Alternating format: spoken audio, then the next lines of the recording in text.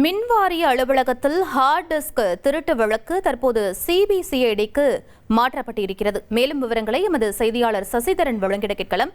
சசிதரன், முழு விவரங்கள் என்ன பதிவு பண்ணுங்க.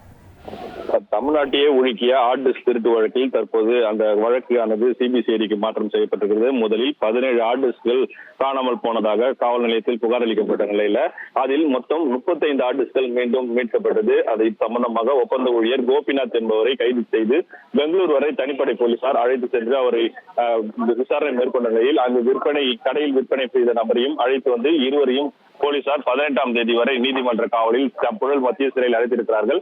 இந்த நிலையில் இதில் வேறு யாருக்கெல்லாம் தொடர்பு உள்ளது, அலுவலக ரீதியாக அதிகாரிகளுக்கும் இதில் தொடர்பு உள்ளதா என்ற கோணத்தில் தற்போது விசாரணை மேற்கொள்ளப்பட்டு வரும் நிலையில் இந்த வழக்கினை சிபிசிஐடிக்கு மாற்றம் செய்து தமிழக டிஜிபி ஒரு உத்தரவு பிறப்பித்திருக்கிறார். இதனையடுத்து இந்த சம்பந்தப்பட்ட ஹார்ட் டிஸ்க் வழக்கில் சம்பந்தப்பட்ட ஆவணங்கள் சிபிசிஐடி அதிகாரிகளுக்கு நோடல் ஆபீசர் நியமிக்கப்பட்டவுடன் அவரிடம் ஒப்படைக்கப்படும்.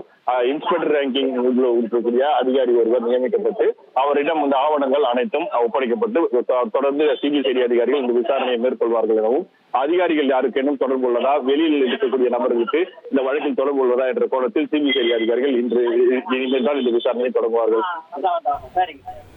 விவரங்களுக்கு நன்றி சசிதரன். மின்வாரிய அலுவலகத்தில் ஹார்ட் டிஸ்க் திருட்டு வழக்கு தற்போது சிபிசிஐடிக்கு மாற்றப்பட்டிருக்கிறது. முக்கிய செய்தியாக பார்த்து இனி செல்லும் இடமெல்லாம் செய்தி.